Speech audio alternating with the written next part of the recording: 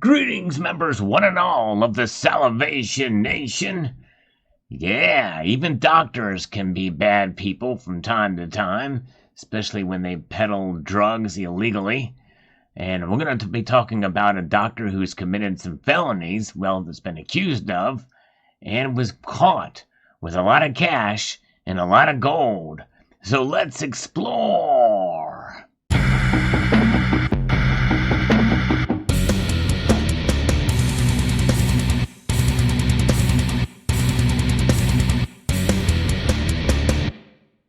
Indeed. Well, there's some smarts to people. Obviously, if somebody has their PhD or is a doctor, they're likely not stupid. Not all criminals are dumb. But this one here looks like it caught up with her. And look at those eyes. Look at this Nilan Upal. Yes, indeed. This is a story that comes to us from the Tampa Bay Times, as shared with me by Silver Honda, who drives a blue Honda. Pinellas doctor accused of selling illegal prescriptions, and deputies found $1.9 million in cash and gold bars, as well as jewelry.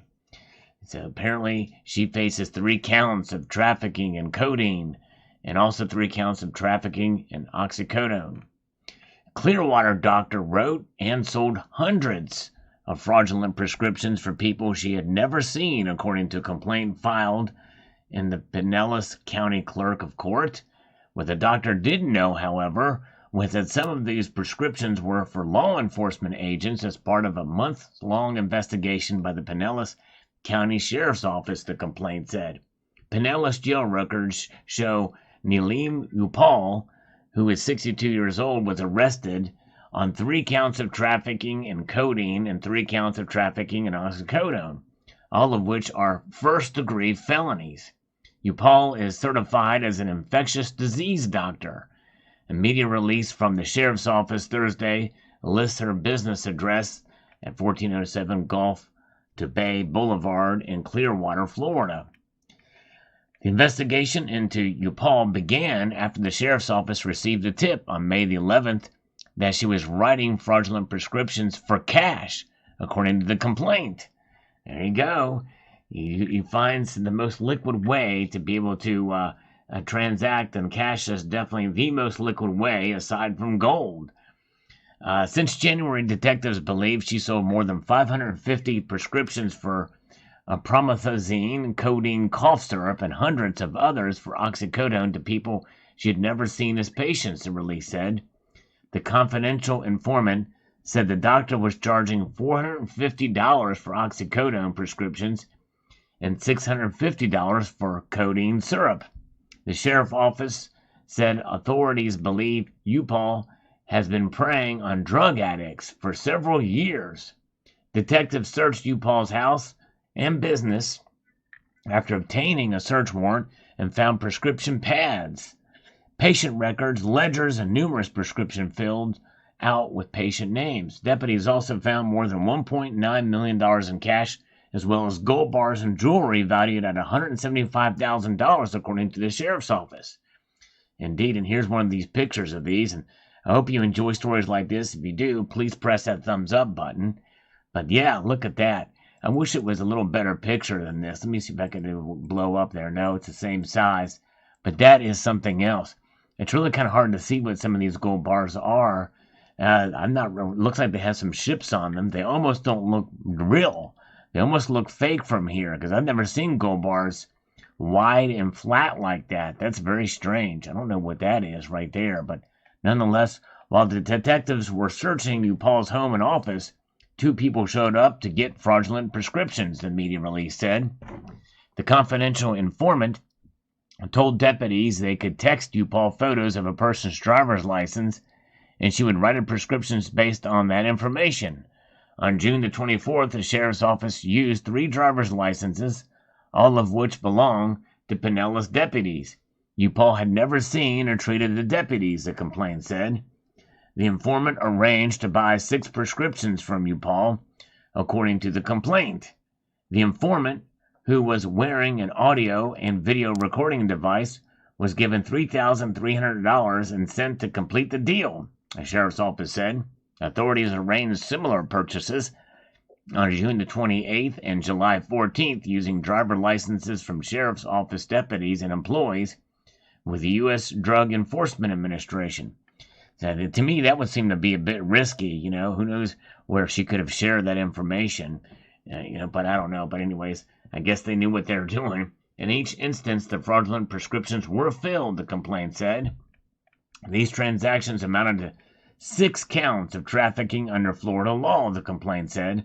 Dr. Upal prescribed these narcotics by means of a prescription written in bad faith and not in the course of her professional practice as a licensed doctor in the state of Florida. Look at all that cash. Wow. In bags. It makes you wonder what she was preparing and what she was up to. Yes, indeed. DA agents also have served Upal an injunction to prevent her from prescribing medication. Upal's Florida medical license is active, but on probation, according to the Florida Department of Health. The agency lists Upal's primary practice at the address, and then also she has staff privileges at Bay Medical Center in St. Petersburg.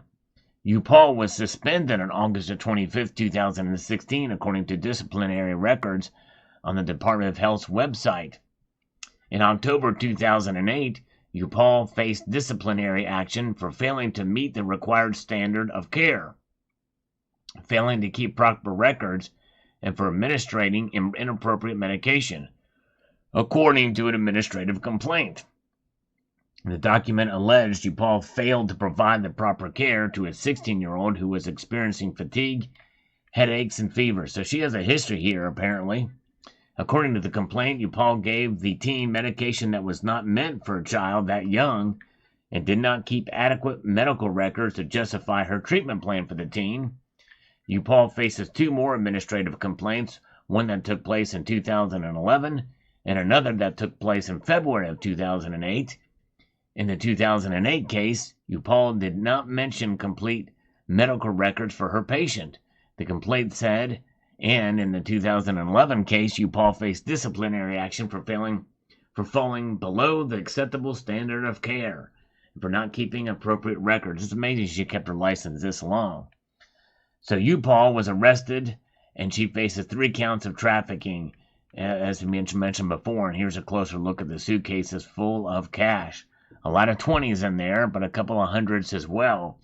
And I think these denominations are pretty specific, as she had something planned.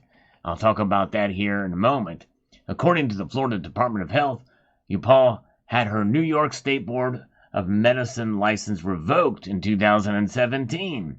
It was not immediately clear what led to the actions. Upal was taken to the Pinellas County Jail and booked. Jail records show 3 of the trafficking charges carry a bond of $200,000 each, and the other 3 carry a bond of $150,000 per count. She was being held at the jail as of Friday morning. That's last Friday, records show.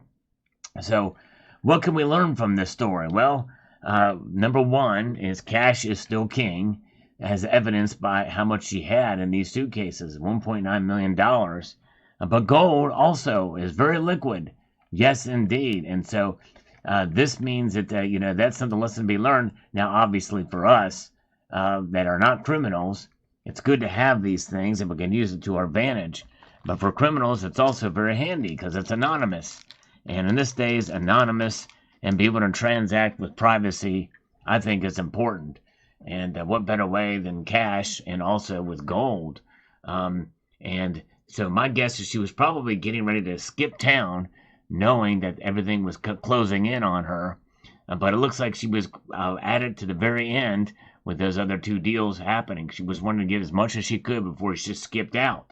But notice that this is in a suitcase here, and these bags or these suitcases here also, well, this is just in a case.